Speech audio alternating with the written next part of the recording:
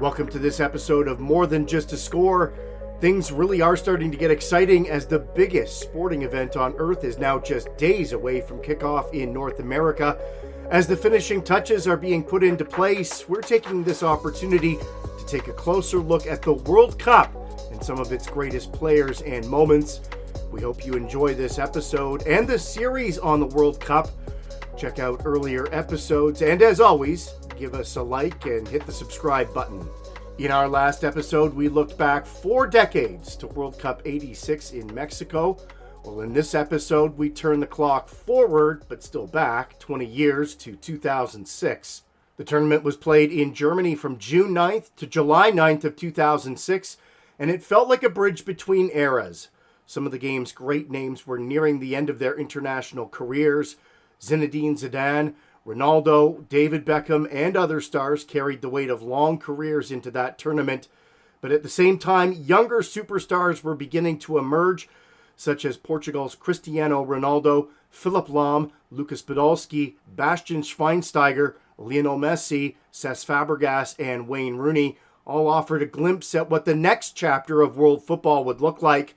By the end, Italy lifted its 4th World Cup trophy, France had suffered heartbreak, and Zidane had walked past the trophy after one of the most shocking moments ever seen in a cup final. The tournament story began 6 years before the opening match. FIFA awarded the 2006 World Cup on July 6th of 2000 after a bidding process that presented FIFA with a choice between the safety of old world traditional European powers England and Germany, or taking the bold step of taking the biggest sporting show on earth to Africa for the first time in either Morocco or South Africa. With the 2002 World Cup slated for Asian powers Japan and Korea, FIFA opted to return to its roots in Europe. The executive committee was placed in front of 2 alternatives: to be innovative, to invest with courage and trust in a new continent, or to stand with the established football powers. And to announce you the winner. And the winner is Deutschland. Germany's bid had been powerful in practical terms. The country had a strong football culture, modern transportation networks, experienced organizers, and stadiums that either already met high standards or could be renovated. German officials promised financial stability, packed crowds, and smooth logistics. The final vote, though, was one of the most controversial in World Cup history. Germany defeated South Africa by 12 votes to 11 after New Zealand delegate Charles Dempsey abstained from the final round. Dempsey said that he had faced pressure and chose not to vote, but his abstention effectively decided the contest. Had he voted for South Africa, the result could have shifted or at least produced a tie. That decision left many African football officials disappointed and suspicious. Critics questioned the lobbying behind the scenes, while German supporters argued that their bid had been the strongest technical proposal. The controversy didn't overturn the result, but it did change the political mood inside of football. 4 years later, FIFA awarded the 2010 World Cup to South Africa, finally giving the continent its first tournament. In that sense, the 2006 vote was both a German victory and a turning point in the long campaign for an African World Cup. Once the Germans won the right to host, preparations moved quickly. 12 cities were selected, the stadiums were renovated or modernized, transportation plans were refined, and volunteers recruited. Organizers wanted the event to present a confident, friendly, modern Germany. That mattered because international perceptions of Germany had often been shaped by history, seriousness, and an efficiency that could at times feel cold. The 2006 organizers wanted to add warmth, openness, and celebration to that image. The years leading up to that tournament, though, were fraught with controversy and concern. Security came sharply into focus in the wake of the 9/11 terrorist attacks in the United States. Every major global event faced a tightened security landscape. German authorities worked with international agencies, expanded policing plans, and monitored potential threats. Hooliganism was a major worry. Some European supporter groups had histories of violence, and officials feared clashes between traveling fans. Extensive intelligence sharing and border monitoring were used to identify known troublemakers before they could ever cause problems. Ticketing created another argument. Demand was enormous, and millions of supporters applied through FIFA's sales system. Many ordinary fans were left frustrated, though, when they couldn't get seats, while corporate partners and hospitality packages appeared to receive large allocations. The debate reflected a wider divide in modern football.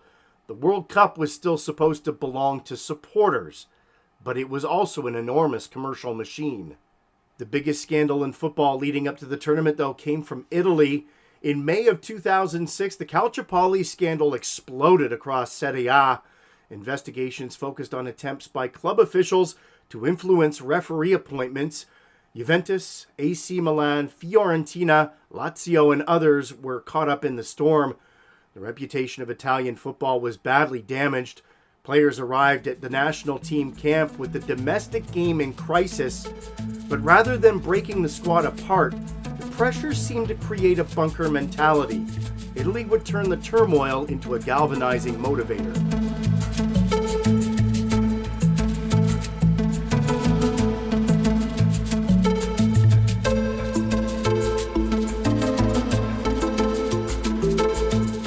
The road to Germany was massive. A record 197 national associations entered qualification. Germany was in automatically as the host. That left 31 places to be earned. Europe produced 14 qualifiers. The UEFA contingent included Ukraine, whose qualification was especially significant. Led by Andrei Shevchenko, the Ukrainians reached the World Cup finals for the first time as an independent nation. South America again sent familiar powers. Brazil topped CONMEBOL standings and arrived as the defending champions. Argentina also enjoyed a strong qualifying campaign, while Paraguay and Ecuador took the other automatic positions. Uruguay finished fifth and entered an intercontinental playoff against Australia. That playoff became one of qualification's great stories. Here's Aloisi for a place in the World Cup. For us. He scored! Australia have done it! Come on! John Aloisi, the Confederations Cup hero, has done it in the biggest game of all. Come on, Australia! Johnny Warren! At last, at long last, 31 years, 4 months and 24 days have passed since Australia ended its campaign at the 74 World Cup. And now, finally, belatedly, wonderfully and joyfully, Australia is back on the biggest stage. After a tense two-legged tie, Australia won on penalties in Sydney, ending a 32-year World Cup drought. Africa's qualification showed the continent's growing depth. Ghana, Ivory Coast, Angola, Togo, and Tunisia all punched tickets to Germany. Ghana and Ivory Coast were debutantes and both carried exciting talent. Didier Drogba led Ivory Coast, while Ghana featured Michael Essien and a team full of energy. Angola and Togo also reached the tournament for the first time, while traditional powers such as Nigeria and Cameroon missed out. The field showed that African football was becoming more competitive and less predictable. Asia sent Japan, South Korea, Iran, and Saudi Arabia. South Korea hoped to prove its semi-final run in 2002 was more than just about the good fortune of playing on home soil. Japan continued its rise as a football nation not to be taken lightly. In CONCACAF, Mexico and the United States qualified with ease. Costa Rica joined them by claiming the Confederation's third and final automatic bid. Trinidad and Tobago produced one of the great underdog achievements by reaching its first World Cup after defeating Bahrain in a playoff. The qualification process gave Germany 2006 a field that mixed giants, hopefuls, and first-time dreamers. The tournament began in Munich, with Germany hooking up with Costa Rica. Just 6 minutes in, Philipp Lahm curled a brilliant shot into the top corner to open the scoring. Should be picked up down that left side by Lahm. Chances here, and the Costa Rica goalkeeper is beaten! And Germany, extraordinary! they score through Philipp Lahm with only 5 minutes played. It was the perfect opening image, bold and full of confidence. Germany would go on to the 4-2 win to set the tone. Under Jurgen Klinsmann, the host nation played with more freedom than many expected. Miroslav Klose scored regularly, Lukas Podolski added youthful energy, and Bastian Schweinsteiger would drive the hosts forward from midfield. Germany would set the pace by topping Group A. Argentina provided the group stage with its greatest work of art. Against Serbia and Montenegro, they produced a 24-pass goal that was finished by Esteban Cambiasso. Cambiasso. This is where Argentina can be very patient indeed. I've watched their youth teams do this. Just play the ball endlessly around the edge of their opponent's penalty area, then suddenly break with devastating consequences. Saviola, Cambiasso. Cambiasso! They've done it! They've done it! And scored a fantastic goal!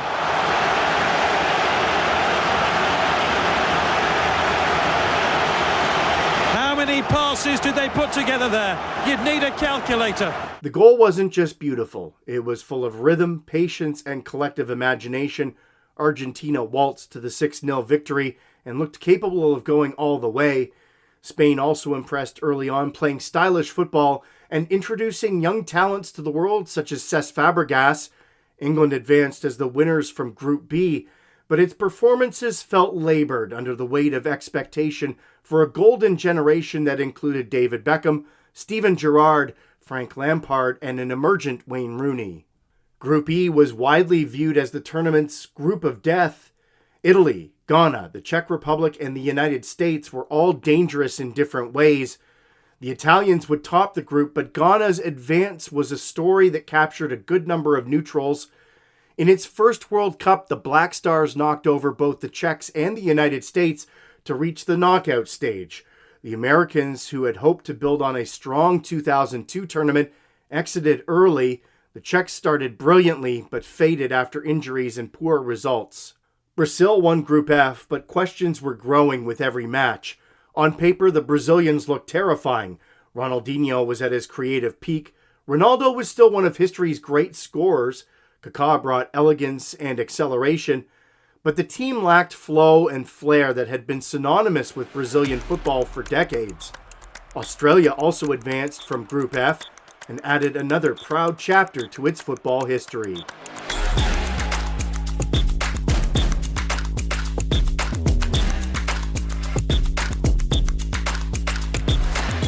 The knockout rounds brought drama and controversy.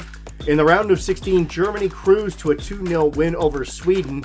Argentina survived against Mexico only after Maxi Rodriguez scored a magnificent extra-time volley. Italy defeated Australia after being awarded a highly debated penalty just seconds away from the full-time whistle. So he's done brilliantly. Play on, says the referee. Oh, it's going to be a penalty kick for the Italians. Lucas Neal cannot believe it, and Fabio Grosso has won Italy the chance of snatching this one in the very last second. I can tell you, it came 5 seconds before the end. Francesco Totti converted from the spot in the decisive moment.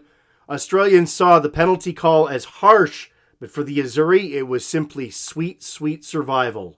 Portugal's contentious win over the Netherlands became infamous and known as the Battle of Nuremberg. The match spiraled into crunching tackles and fierce arguments. Referee Valentin Ivanov issued 16 yellow cards and 4 red cards in that match, setting a World Cup record. It was ugly, tense, and also unforgettable. Portugal advanced, but the match became a warning about how quickly charged emotions can envelop the game. The quarterfinals raised the tournament stakes to another level. Germany and Argentina battled in Berlin in a game that felt worthy of a cup final. Argentina would hit the scoreboard first through Roberto Ayala, but Miroslav Klose would equalize, which sent the match to extra time and eventually penalties, where German keeper Jens Lehmann was the star, stopping 2 Argentine attempts. Germany converted all of theirs to win and move on to the semi-finals. England's quarterfinal against Portugal ended in familiar pain. Three Lions captain David Beckham hobbled off the pitch early in the second half with an injury, but the real disaster struck less than 10 minutes later. Lampard. Rooney. Wonderfully well to retain it for so long. Still going.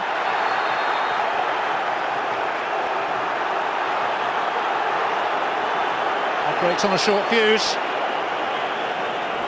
And an incident that might have passed off initially, without a card, ends in Rooney being sent off. Echoes of Beckham in St Etienne 8 years ago. Wayne Rooney was shown a red card after stamping on Ricardo Carvalho. England would battle through the remainder of the second half and extra time down to 10 men.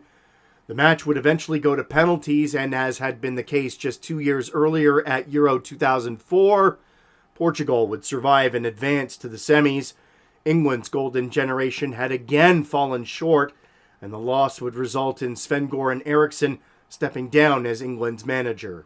France's quarterfinal against Brazil changed the tournament. The French had looked uncertain in the group stage, only advancing as Group G runners-up on goal differential, but Zidane transformed the knockout rounds. Against Brazil, he was majestic. His first touch, passing, movement, and calm control made the defending champions look ordinary. Thierry Henry scored from a Zidane free kick, and France won 1-0. Brazil's dream team was gone. Zidane, who had announced he would retire after the tournament, suddenly looked capable of writing a perfect final chapter to his international career. The semifinals delivered two intense matches. Italy met Germany in Dortmund, a city where the Germans had rarely lost. The match was tense, tactical, and increasingly dramatic as extra time ticked away. Penalties seemed to be closing in, but Italy refused to wait. Andrea Pirlo slipped a pass through to Fabio Grosso, who curled the ball beyond Lehmann. Grosso celebrated the goal like Marco Tardelli back in 1982. Then moments later, Alessandro Del Piero finished a counter-attack to make it 2-0. Germany's dream had ended, but the country still applauded its team for once again restoring pride and joy. France beat Portugal 1-0 in the other semi-final, Zinedine Zidane scoring the winner from the penalty spot. France had managed that game with experience to set up a final matchup that was a rematch of the Euro 2000 final, with Italy taking on France, which the French won in dramatic fashion. Italy this time was carrying the burden of the Calciopoli scandal and also the hunger to win a fourth World Cup, while France went into that game carrying Zinedine Zidane's farewell dream. The final went down on July 9th at Berlin's Olympiastadion. It began with some theater. In the 7th minute, Florent Malouda went down after contact in the Italian penalty area, and France were awarded a penalty. Zidane stepped up to the penalty spot against legendary Italian keeper Gigi Buffon, and instead of driving the ball, he chipped it. The Panenka hit the underside of the crossbar, bounced just over the line, but bounced back into play. The ball, though, had clearly crossed the line, and the goal was given. France led 1-0. The Azzurri would answer right back, though, in the 19th minute. Andrea Pirlo sent in a corner that Marco Materazzi rose to head, sending the ball past French keeper Fabien Barthez. Materazzi, who had conceded the penalty, had now atoned for himself by scoring the equalizer. The match then settled into a physical, tactical battle. Italy threatened from set pieces, but France grew stronger later, especially as Zidane started to find some pockets of space. But the score remained level after 90 minutes. In extra time, Zidane nearly produced the dream finish. He met a cross with a powerful header, but Buffon was just a little bit better, making a superb save, pushing the ball over the bar. It was one of the finest goalkeeping moments in a World Cup final. Had Zidane scored, his story might have ended in glory. Instead, the defining moment came just minutes later. Well, there's Zinedine Zidane. Oh, and he's just headed Materazzi in the middle of the chest.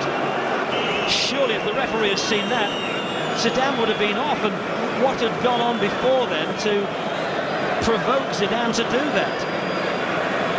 Well, the Italians are trying to draw the referee's attention to what happened, but clearly the Argentine referee didn't see it, and neither must his officials on the side. What was Zidane thinking of? Yeah, Buffon saying to the linesman, why didn't you see it? But if the officials haven't seen it, well, hang on. The referee, Horacio Elizondo's come to the side of the field to talk to the fourth official, and it's going to be a red card, and it is a red card for Zidane. Although the referee didn't see it, his attention has been brought to it by the other officials on the touchline. They can't argue with the decision. But what had gone on before? Zidane is off in his final game, and that is the end of his career. The controversy exploded immediately. What had Materazzi said? Later, he admitted to insulting Zidane, but denied several extreme claims that were circulating afterward. Zidane said that the comments involved his family and were deeply offensive. The debate has never fully ended. Some argue that no insult can excuse violent retaliation, while others argue that verbal provocation, especially involving family, helps explain the emotional eruption. What is certain is that the image of Zidane walking past the World Cup trophy became one of the most haunting in sports history. Even without Zidane, France still reached penalties, but the Italians were perfect. Pirlo scored first, then Materazzi, Daniel De Rossi, Del Piero, and finally Grasso. France's decisive miss came from the boot of David Trezeguet, whose shot hit the crossbar and stayed out. Grasso converted the winning penalty, and Italy had won the shootout 5-3. Cannavaro lifted the World Cup trophy, completing one of the great defensive tournaments by a captain. Italy had conceded only 2 goals in the entire competition, an own goal and Zidane's penalty.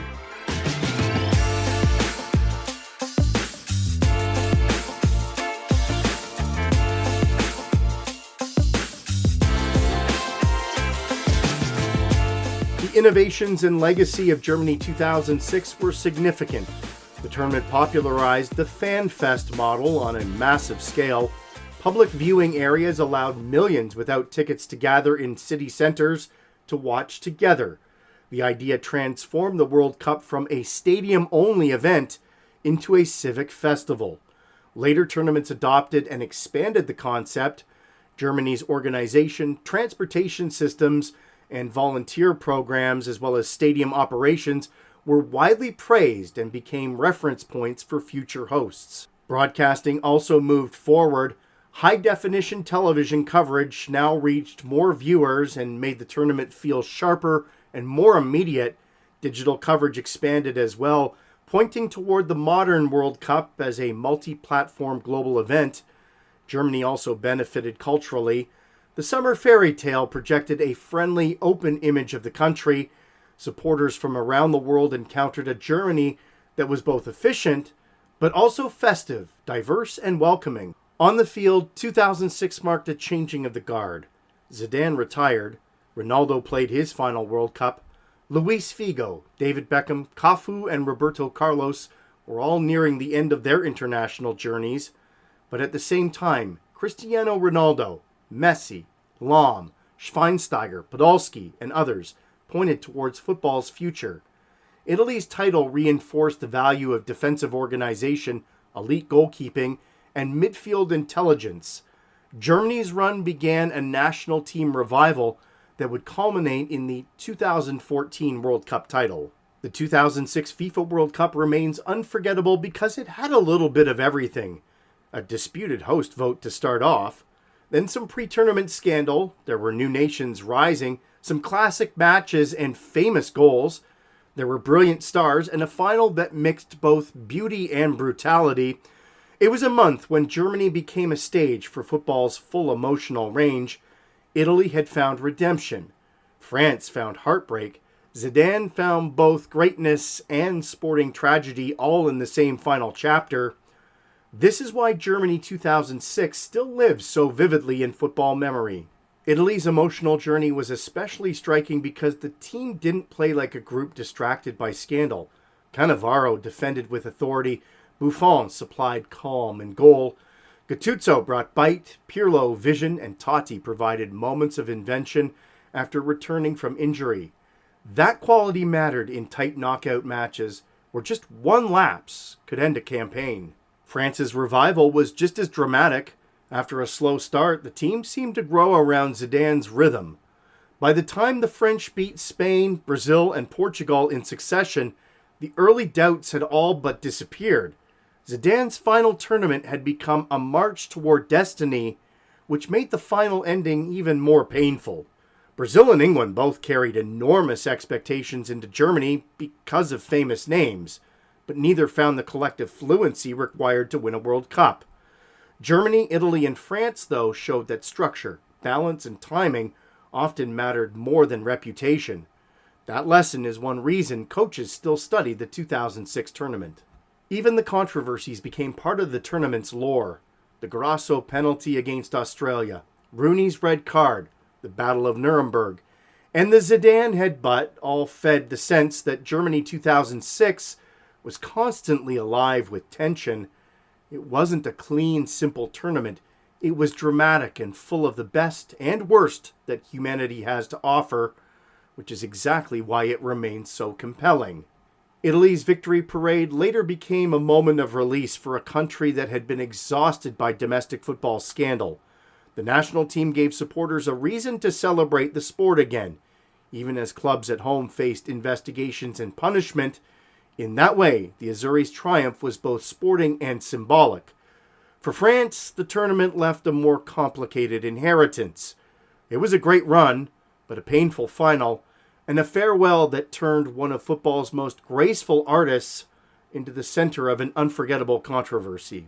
There was also a lasting lesson in how a World Cup can be remembered, through atmosphere just as much as results.